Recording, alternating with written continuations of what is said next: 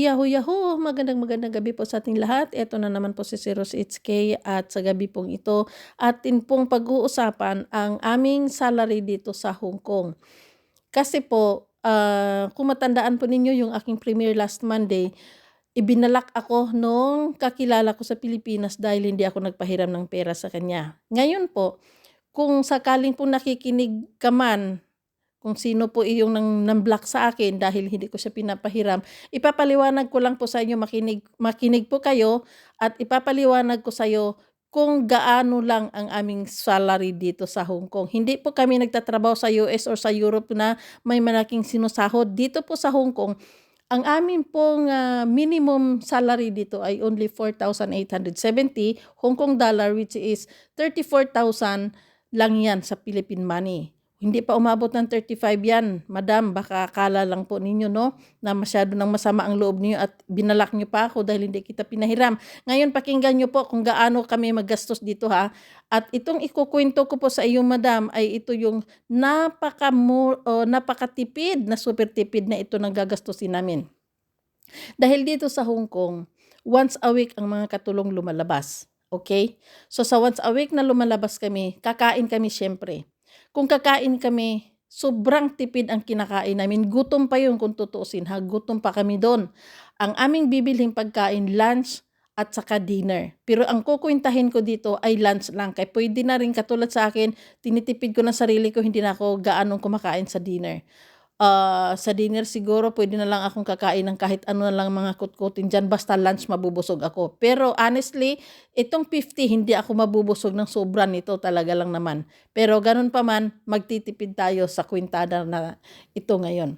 So sa lunch ko, kunyari mag-day off ako, ang lunch ko $50.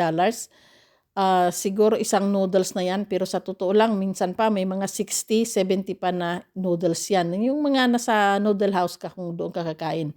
So, bihira, may 50 ka makikita, pero gutom ka pa niyan. Mamamasahe ka. Ipagpalagay mo na lang, ang pamasahe mo sa isang araw na yan ay $20.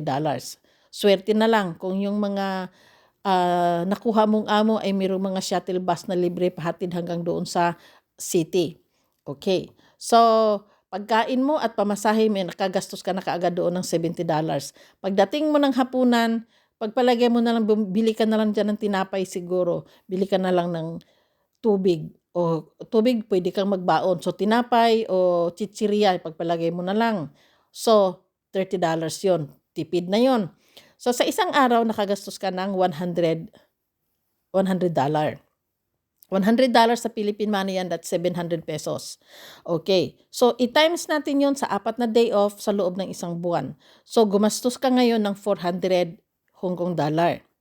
Pagdating ng yung 400 na yan, sinasabi ko sa inyo, gutom pa kayo niyan. So, bibili-bili pa tayo ng kung ano-ano makikita natin na mga kutkuti natin dyan. So, nag-round off ako ng 500. So, kunyari, nakagastos ka ng 500 sa loob ng isang buwan. Sa pagkain mo lang yon at pamasahe, ha. Ngayon, sa loob ng isang buwan, gagastos ka ng iyong internet. 200. Ipagpalagay mo na, mura na internet yan. Okay? Tapos, gamit mo sa katawan. Like for example, shampoo, sabon, lotion, at kung ano pang mga kaikikan na mga ginagamit sa katawan ng tao. So, pagpalagay mo lang napakamura na ito, na gumastos ka ng 400. So, ni-round up ko na rin ng 500 para na lang, pagpalagay mo na kasi hindi naman tayo minsan na umupo ka lang sa isang tabi. Meron kayo minsan, gusto mo pang pumunta sa isang lugar na yon, sa mamasahe ka na naman. So, mag-round off tayo ng 1,000. So, sa isang buwan, nakagastos ka ng 1,000 Hong Kong dollar. Tapos, i-deduct mo doon sa iyong salary na 4,000. So, nagiging 3,800 na lang yung salary mo ngayon. Ngayon, yung 3,770, ang halaga noon sa Philippine money ay 27,000 na lang yun. Ngayon, doon sa 27,000, magpapadala ka na sa Pilipinas. Ayan, dito na papasok yung school ng anak mo, bills mo sa bahay, kung nagririnta pa kayo ng bahay, magbabayad ka rin doon syempre, tapos sa pagkain.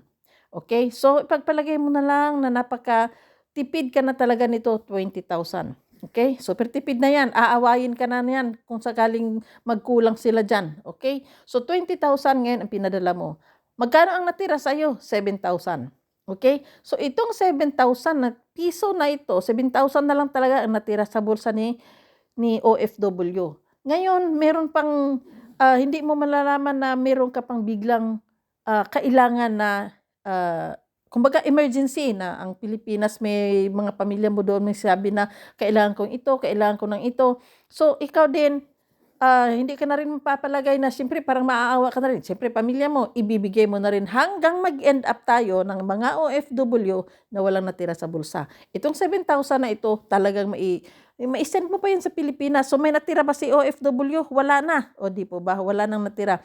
Kaya kadalasan sa mga OFW ang reklamo nila, puro na lang resibo ang kanilang naiipon. Yes, kung talagang hindi ka marunong talagang mag-ipon, talagang mag-iipon ka talaga ng resibo. Ngayon, itong kwintada ko na ito, kung sa totoo lang, kung kayo nandito, gutom at talagang pagod na nga, gutom pa ang aabutin nyo. Dahil super na yon ang aking kwintada ay napaka tipid.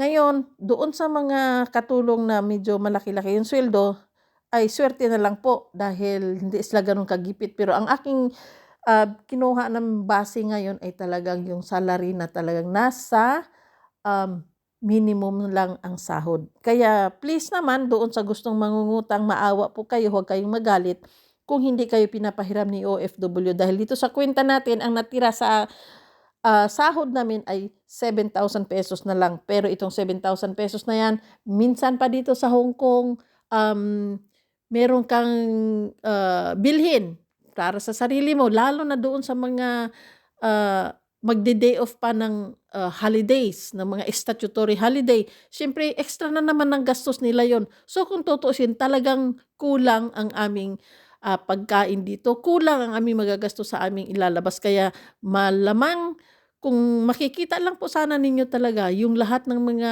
lumalabas ng mga statutory holidays, nandoon lang sila sa kung saan lang sila doon nagpupwesto sa park na siguro diyan, nakaupo na lang, nagpapalipas ng oras para pag-uwi nila para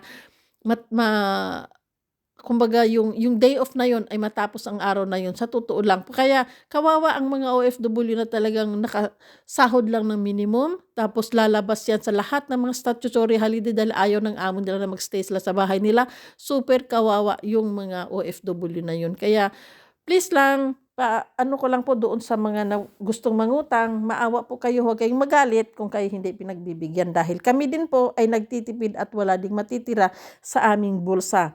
Yes, maganda lang pakinggan na sabihin, "Oy, buti ka nga, abroad ka." Wow, hindi nyo lang po alam kung gaano ang hirap.